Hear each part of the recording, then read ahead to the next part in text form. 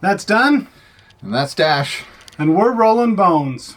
We're here with another Talko Tuesday.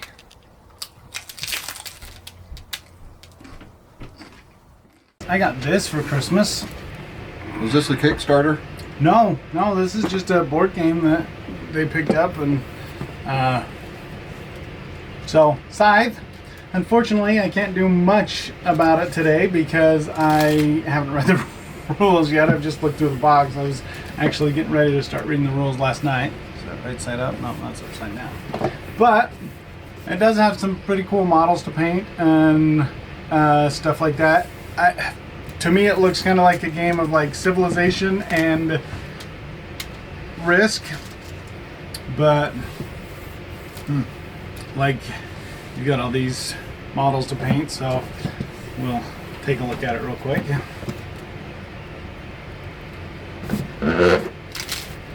So 1 to 5 players, an hour and 15 minutes. It's got a big hex map board. Lots of little things to pop out. I haven't popped anything out yet. At the beginning of your books, most of these games, it gives you a components list. Absolutely go through it. So I bought a game from Fantasy Flight Games about 15 years ago. And it came with everything but a single card in one of the quest packs.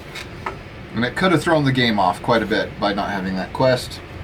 So I wrote the company, and Fantasy Flight was great. Customer service was wonderful. They sent me out a new card, and it was perfect. So you should do that as a standard practice. It's kind of tedious, but really it's worth it because you could end up catching something. And these are people putting these games together, so there are mistakes that can happen. Typos happen in the books, and mistakes happen with assembly. So just keep an eye on it. It's never a bad thing. Yeah. An example of some of the models. There's 5 of these like character type models, and I'm going to enjoy painting them up for sure.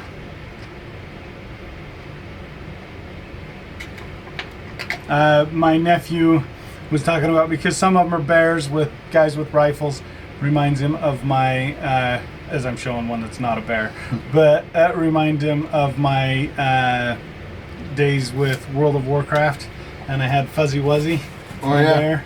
Fuzzy Wuzzy was a bear. With all my hunters, each one of my hunters had a bear companion, Fuzzy Wuzzy, and I try and get the one from, what was that place where you get the like one that was beat up and scarred, like all the animals were like. Oh, I don't remember. It's been way so long since I played World of Warcraft. Anyway, they got 5 character models like that, and then they've got like some mechs and stuff like that. So I'm excited to get into it and learn how it plays. This is the same company who makes Wingspan. Oh, really? Yeah. All right. Well, that's actually a good thing, because I like Wingspan. We need to do a video on Wingspan. Yeah. Because we played it the one time, but like we should do a video on it because it's a fun game, and it's definitely, I don't know, it's just good. So I think that one got it started on Kickstarter. And speaking of Kickstarter games, I've received 2 new games in the past few weeks. 3. I've got Night of the Living Dead, which we've talked about. I've got one called Tapeworm, which it's pretty funny, and it's developed by the guy who did, I don't know if it was a board game or a card game or a combination. It has cards, so it's at least a combination. But he did a game for The Binding of Isaac, which is a video game that has been turned into a board/card game. And so I got some extra cards in this Kickstarter for Tapeworm with the artwork done by this guy. But Tapeworm, I should do a little video on it. It was a hit with my family. Pretty easy to pick up. A lot of fun to play. Disgusting though, because you're playing with parasites that live in the intestine, the human intestine, and the artwork reflects that. But so that's Tapeworm. The other one I got is a game called Adventure Tactics. It's kind of an anime-based game, and it's 1 to 5 players. I've barely looked at it. The reason I backed it is because it had miniatures. So I need to do what I suggested actually earlier in the video. I need to go through those components, make sure everything's there, and get stuff put together and play through it. I think that'd be a fun one to do. One thing in this side game that I'm seeing that I like, it has things already to divide your stuff up and for packaging stuff. Like these little trays here, I'm not sure what they're for yet, but I'm sure they're for some of the little components and stuff. And then it has a bag of baggies. And like one of the things that I do with all of my games, like now, I didn't do it before, but now I'll get Ziploc sandwich bags and put my stuff in them to separate stuff out. Yeah. So like, because this has a bunch of these to punch out. Case in point, yeah, every one of these little things, you punch them out, they could go anywhere. Clutter your box, yeah. And so yeah, nice that they have this stuff already there. Because like Harry Potter Clue, it's got not tons of parts, but enough of stuff that you want to separate out. Like you have house points, you have the different cards and stuff, and so bags for those to separate things. Used it in that. Yeah, almost everything needs some dividers. So if you're not going to use, like in a board game like this, you know, you want the bags, stuff like that. In other games, you can use those trays that we talked about last time to divide stuff up. To divide stuff up. Let me speak proper here. But yeah, it's just I was glad to see those. So I played Imperial Assault for the first time probably about 4 or 5 weeks ago, and whoever had originally purchased this game, it was actually an eBay purchase that a friend of a friend had made, and then this friend of mine had ended up with it in his possession to borrow it. So this game has gone through many hands, but whoever had originally purchased this game had gone through the trouble to get the foam board from like the dollar store.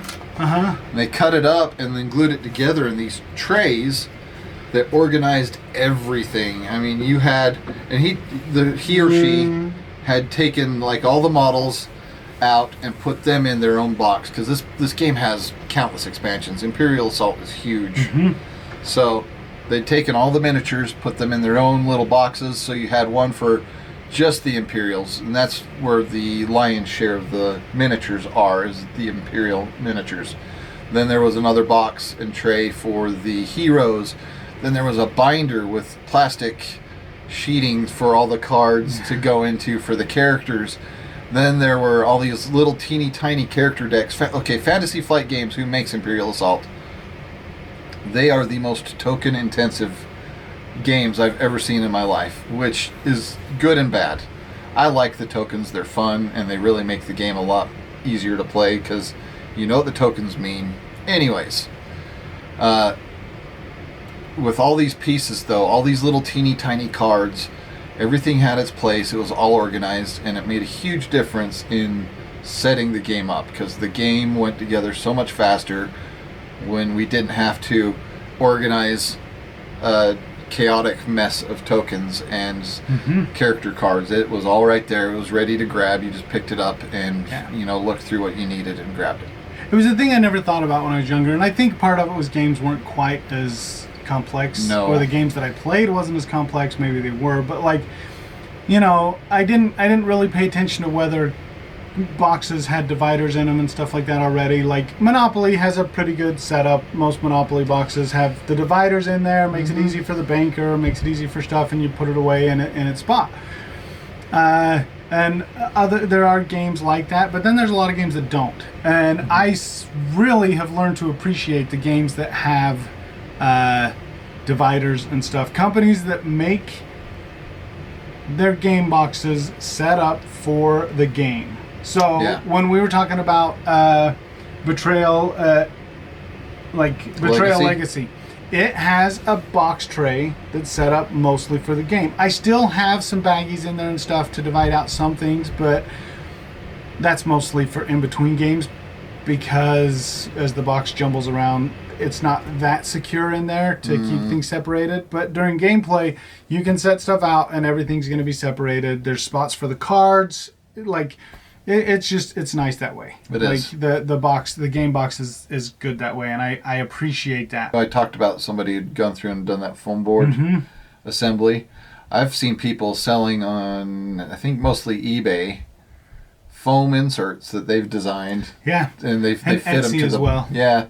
They Yeah. fit them to the game box, and you go on and buy it, and it's all ready to go. And so if you don't want to put something together and design this complicated tray system, people have done it for you. And if you're willing to pay for it, you can buy this stuff, and it's really nice to have, to be honest. And there are like the things where it's nice to go out and buy it, but also if you're remotely interested in crafting stuff and able to get into that world and want to do that stuff, they're not that hard to build with the dollar store foam. And I prefer hot glue when I'm doing that, but you can use regular school glue like the Elmer's glue and stuff like that. It's just takes longer to dry.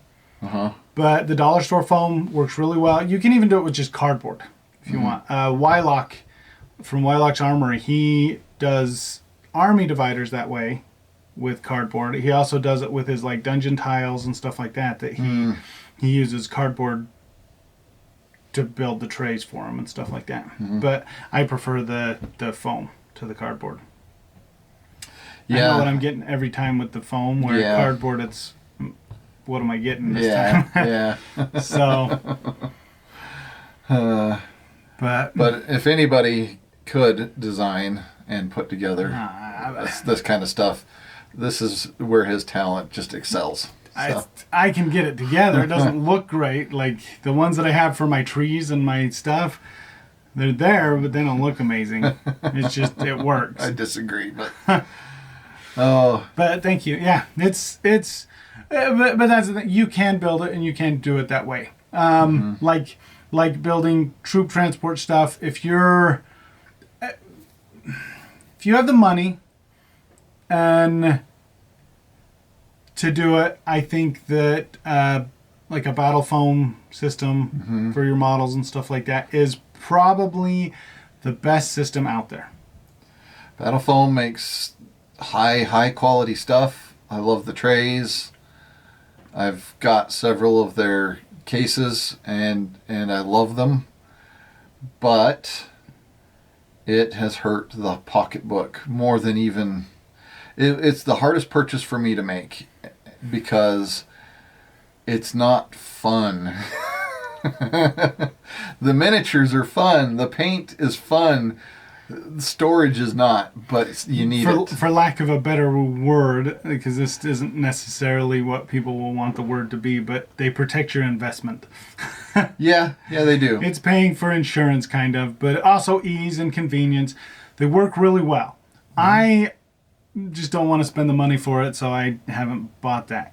But I use the system. I mean, arguably the next best system is magnets and magnets in the bases, and then a metal sheet or magnetic primer. In the bottom. That's what I'm going to try next. But also, again, if you don't want to go the magnets, because the magnets cost money and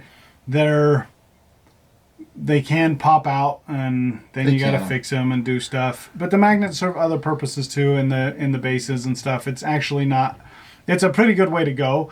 But if you don't want to go with the magnet, then doing the dollar store or cardboard system like Wylock talks about does protect your models pretty well and gives you a place to store them. Pretty good. It's not a bad system. You can build your stuff to the specifications you want, and you're good to go.